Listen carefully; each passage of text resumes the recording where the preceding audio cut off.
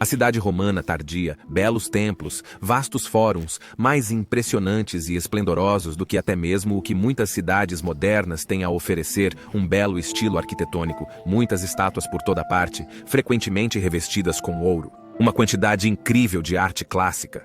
Muitas pessoas caminhando pelas ruas, lojistas ocupados, ricos aristocratas, depois os enormes banhos, ponto de encontro para milhares de pessoas, inigualáveis em sua grandiosidade, então bibliotecas gigantes, teatros e anfiteatros gigantescos.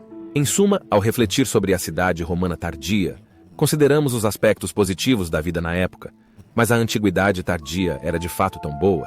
A cidade romana tardia era realmente tão bela quanto nossos óculos, às vezes romantizados, através dos quais vemos a história romana antiga, nos fazem acreditar? Quando vemos reconstruções de cidades romanas tardias, geralmente são animações computadorizadas que se concentram nos edifícios, na própria estrutura urbana. Auxiliam a imaginar a aparência dos edifícios numa cidade romana. Adequadamente para a análise de cidades romanas tardias, a maioria das reconstruções 3D da antiga Roma é baseada em 320 d.C., fim do Império Romano. Por quê? Pois Roma alcançou sua maior expansão em desenvolvimento urbano nesse momento. Nesse momento, todos os edifícios famosos estavam concluídos. Eu falei sobre essa noção fascinante neste vídeo aqui. O imperador Maxêncio, embora desconhecido por muitos, foi um construtor prolífico e iniciou os últimos grandes projetos de construção imperial em Roma. A Basílica de Maxêncio, o Templo de Rômulo, um novo hipódromo e um mausoléu fora da cidade. Claro, foi sob o comando de Constantino que a maioria dessas estruturas foi concluída e ele levou todo o crédito por construí-las. Mas quando vemos animações de computador da Roma Antiga ou outras cidades romanas, precisamos entender que estas são versões idealizadas. Frequentemente nem vemos as pessoas, e nós temos foco apenas nos aspectos positivos das cidades, ou seja, nos impressionantes edifícios e no esplendor imperial. E de fato, esse esplendor imperial estava em partes absolutamente intacto até bem tarde no Império Romano. Por exemplo, a cidade de Roma ainda parecia absolutamente magnífica antes dos 3 saques do século em sua versão textual. Se você tivesse caminhado pela Roma Antiga em 400 d.C., todos os edifícios imperiais ainda estariam de pé com toda a sua bela ornamentação completamente intacta. À primeira vista, pensaríamos que tudo estava bem e tranquilo no final do Império Romano. E, portanto, os eventos devastadores dos próximos 80 anos poderiam ter nos surpreendido se não tivéssemos olhado mais de perto. Mas da mesma forma que, por exemplo, a moderna São Francisco parece bonita de longe com seu horizonte brilhante e cintilante, se olharmos mais de perto, ela definitivamente não parece tão agradável em vários lugares. Portanto, ao imaginar as cidades romanas tardias, devemos tentar deixar de lado os óculos do romantismo e tentar imaginar como a vida realmente deve ter sido para cada pessoa individualmente. Vamos começar com o tecido urbano, porque na realidade, por volta de 400 d.C., nem tudo era tão brilhante como você poderia acreditar à primeira vista. Os templos, por exemplo, essas estruturas grandiosas em que os antigos deuses greco-romanos foram adorados por mais de 1000 anos, foram ordenados a serem fechados pelos imperadores cristãos após Constantino. Especialmente após Teodósio, isso se tornou permanente e mesmo que houvesse tentativas de reverter essa política, até mesmo sob o último imperador romano do Ocidente, Antêmio, isso nunca aconteceu. E assim essas estruturas começariam lentamente a juntar poeira e a se deteriorar. Podemos imaginar em muitas partes do Império, especialmente nas margens, como na Britânia, em Londinium, por exemplo, o antigo templo greco-romano no Fórum Central era, por volta de 400 d.C., uma ruína abandonada e possivelmente nem estava mais de pé, porque havia sido saqueado para material de construção. O mesmo em Lutetia Parisiorum, a atual Paris. O templo central antigo foi abandonado devido à ameaça de saque pelos Alemanni em 260 d.C. e usado como material para construir muros defensivos. Já durante a crise do terceiro século, muitas cidades já haviam sido parcial ou completamente abandonadas, especialmente nas margens do Império. Os Agridecumates foram perdidos para os Alemanni já depois de 280 d.C. A província da Dácia foi evacuada pelo próprio Aureliano, só para citar alguns. Já era durante a crise do século III que começaríamos a ver cada vez mais decadência se espalhando pelas cidades romanas. Mesmo nas maiores cidades do Império, isso era um acontecimento comum. Por exemplo, fanáticos cristãos do início destruíram o magnífico templo de Serapis em Alexandria, em 392 d.C. Em Constantinopla, templos antigos na Ágora de Bizâncio possivelmente foram abandonados e decaíram por volta de 400 d.C. Mesmo em Roma, reduto do antigo culto, novas igrejas foram construídas com material restante de antigos templos greco-romanos em decadência ou outras estruturas que haviam caído em desuso. Assim, a cidade romana tardia já estava, na realidade, permeada pela decadência, que se espalhava com velocidade cada vez maior. Mas até mesmo para o indivíduo, a antiguidade tardia muitas vezes não era mais um período divertido. Mas antes, curta este vídeo e inscreva-se para não perder conteúdos futuros sobre a intrigante era do fim do Império Romano. E por favor, considere apoiar meu trabalho no Patreon ou via associação no YouTube, pois a sustentabilidade deste canal depende do seu apoio. Sério. Este canal não funcionaria sem nossos membros do plataforma de financiamento de criadores e do YouTube. E eu quero agradecer a cada um de vocês que apoiam este canal de qualquer forma. Muito obrigado, amigo! E se você é um nerd de Roma, e as chances são altas de que você seja se estiver assistindo a este vídeo, então você pode se interessar pelos incríveis anéis e outros acessórios romanos. Eles têm anéis legionários, anéis com diferentes temas, eles até têm moedas, estátuas, pingentes, atributos e terracotas. E a coisa mais incrível é que eles fazem artesanalmente cada peça. Isso mesmo, são itens de alta qualidade feitos à mão. Não há realmente presente melhor para você ou alguém que você conhece que possa ser um fã de Roma. Eu coloquei o link para a loja deles na descrição do vídeo e no comentário fixado. Então vá e confira a seleção deles, é realmente incrível.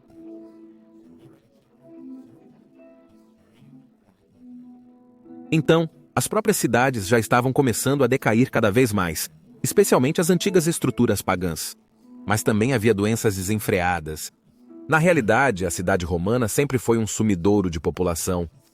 Os densos centros urbanos da Roma Imperial, mesmo em seu auge, viram mais mortes do que nascimentos. E a população das grandes cidades tinha que ser constantemente reabastecida com novas pessoas do campo. Senão as populações de Roma Antiga, Alexandria, Istambul, Antioquia e das outras grandes cidades do Império teriam desmoronado completamente em algumas gerações. Isso é porque a higiene naquela época não era muito desenvolvida, para dizer o mínimo. Então combine uma alta densidade populacional como em Roma e Alexandria, que eu analisei nestes 2 vídeos aqui, combine tal densidade populacional extremamente alta de 50 mil pessoas por quilômetro quadrado ou até mais, com o conhecimento inexistente da propagação de patógenos. E você pode imaginar que doenças eram um acontecimento comum. Patógenos poderiam se espalhar facilmente nas cidades romanas, especialmente nas termas, onde havia um incrível poço de muitos vírus e bactérias diferentes. A água nas piscinas de água quente e fria não era trocada com muita frequência e não continham cloro, como nas piscinas modernas. Então, todos os tipos de germes poderiam se multiplicar facilmente nas águas das termas romanas. Consequentemente, ir aos banhos era quase uma garantia de contrair algum tipo de doença, ou no mínimo, o sistema imunológico sofreria um grande desgaste. É por isso que as pandemias do Império Romano ocorreram facilmente e se espalharam rapidamente. Por toda a vasta rede de estradas, as pessoas viajavam regularmente por todo o Império, e as cidades densas eram um terreno fértil perfeito para bactérias e vírus. Houve surtos locais mesmo na República Romana e no início do Império, mas já nos anos 160 d.C., houve a primeira grande pandemia, depois nos anos 250 a segunda, e então a praga de Justiniano nos anos 540 e assim por diante. Mas mesmo além desses grandes surtos, havia vezes e novamente epidemias locais, também na maioria das vezes, nos centros urbanos densos e não no campo. Então, a cidade romana tardia era lar de muitos patógenos e por isso muitas pessoas constantemente adoeciam nas cidades e eram infectadas com todos os tipos de doenças, o que aumentava muito a chance de morte. Então leve em consideração as lesões e infecções, e entendemos por que a cidade romana sempre teve um escoamento líquido da população. E então temos que imaginar o quão incrivelmente ruim uma cidade densa como Roma ou Constantinopla deve ter cheirado. Havia latrinas públicas por toda a cidade e, como podemos imaginar, elas não eram realmente higiênicas. A higiene, em geral, só podia ser praticada pelas elites ricas, que, por sinal, evitavam os banheiros públicos a todo custo. Não havia papel higiênico nessas latrinas e um tipo de esponja em um bastão era compartilhado. Qual melhor maneira de espalhar doenças do que essa?